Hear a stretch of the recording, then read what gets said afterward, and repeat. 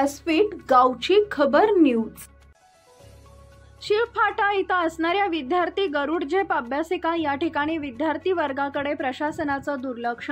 खोपोली खालापूर तालुका संघर्ष समिती करणार पाठपुरावा।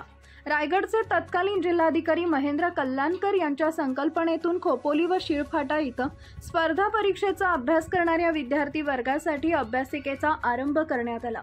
खालापूरचे तत्कालीन तहसीलदार आयुब तांबोळी यांच्या कल्पक मार्गदर्शनाखाली सदर अभ्यासिका चांगल्या प्रकारे कार्यरत आहे।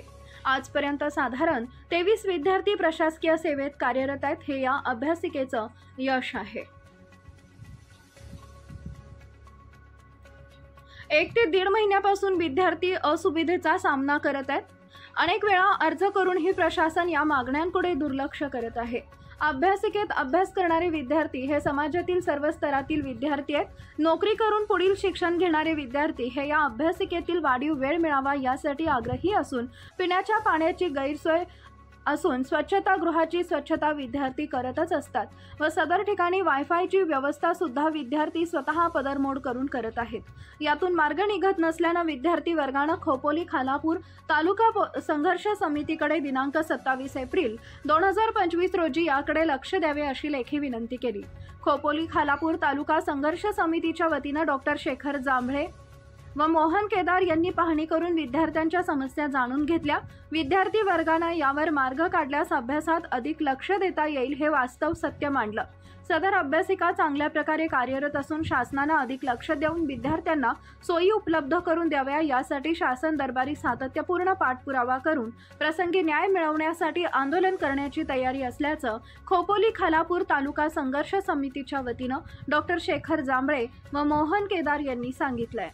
नमस्कार, आपण आहोत या ठिकाणी जी तत्कालीन आमचे जिल्हाधिकारी होते महेंद्र कल्याणकर साहेब त्यांनी या ठिकाणी ही अभ्यासिका सुरू केली शिळफाटा येथे। या ठिकाणी गरुड झेप जे नावाने चालू आहे, विद्यार्थ्यांना बरेच प्रॉब्लेम आहेत। या ठिकाणी कोणीही इथे एक रिस्पॉन्सिबल पर्सन नाही, पुस्तकं चोरीला गेली किंवा कुठला अनुचित प्रकार घडला काही घडत या ठिकाणी बघणारं कोण नाही। विशेष म्हणजे ही लायब्ररी 10 वाजता बंद होते। या ठिकाणी अनेक आमचे विद्यार्थी आहेत जे तळागाळात आर्थिकदृष्ट्या दुर्बल आहेत, जे इथे शिकण्याकरता येतात। कोणी सेकंड शिफ्ट करून येतो, कोणी टेम्पो चालून येतो, तर त्यांच्याकरता ही लायब्ररी अधिक वेळ चालू राहिली पाहिजे अशी आमची रास्त मागणी आहे। या ठिकाणी वायफाय सुद्धा ही मुलं रिचार्ज करतात आणि सगळ्यात दुर्दैवी गोष्ट या ठिकाणचं टॉयलेट वगैरे साफ करायला मुलांना करावं लागतं। अतिशय लाजिरवाणी गोष्ट आहे। या ठिकाणी शासनाने जर ही लायब्ररी खरोखर चांगल्या हेतूने सुरू केली असेल तर त्यांनी ती चालवली पण पाहिजे, हा आमचा कटाक्ष आहे। आणि जर या ठिकाणी या सुविधा मुलांना दिल्या नाहीत तर येत्या बुधवारी आम्ही या ठिकाणी या संबंधित प्रशासन अधिकाऱ्यांना जाऊन जाब विचारणार आहोत आणि हे जर काम नाही पूर्ण झालं तर या ठिकाणी आम्ही नक्कीच उपोषणाच्या मार्गातून आमच्या विद्यार्थ्यांचं नुकसान न होण्याकरता जे करावं लागेल ते करू हे तुम्हाला ग्वाही देतो। आणि प्रशासनाने याची नोंद घेऊन लवकरात लवकर या फॅसिलिटी या मुलांना द्याव्यात अशी त्यांना विनंती करतो। धन्यवाद।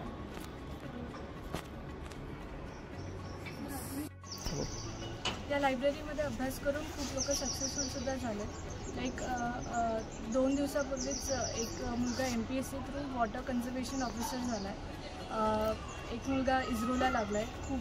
खूप मुलं मुंबई पोलीसला लागलं आहे। तर खूप हेल्पफुल आहे आम्हाला ही लायब्ररी। तर प्लीज आमचे जे मागणी आहेत ते पूर्ण करा। या लायब्ररीमध्ये आम्हाला सकाळी 7 ते रात्री 12पर्यंत टाईम वाढवून हवा आहे। मॅनेजमेंटसाठी एक माणूस असला पाहिजे जो या लायब्ररीचं मॅनेजमेंट करेल।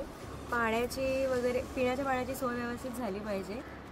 रीडिंगसाठी न्यूजपेपर हवा आहे आणि तेच स्वच्छतेसाठी एक माणूस असला पाहिजे जो लायब्ररीची स्वच्छता वगैरे व्यवस्थित होईल। आमचा वेळ त्यामध्ये जाणार नाही। टायमिंग वाढवून हवं आहे बिकॉज खूप लोक जॉब करून येतात इथे आणि एक्झामसुद्धा जवळ आली आहे। टाईम पुरत नाही अभ्यासासाठी त्यासाठी।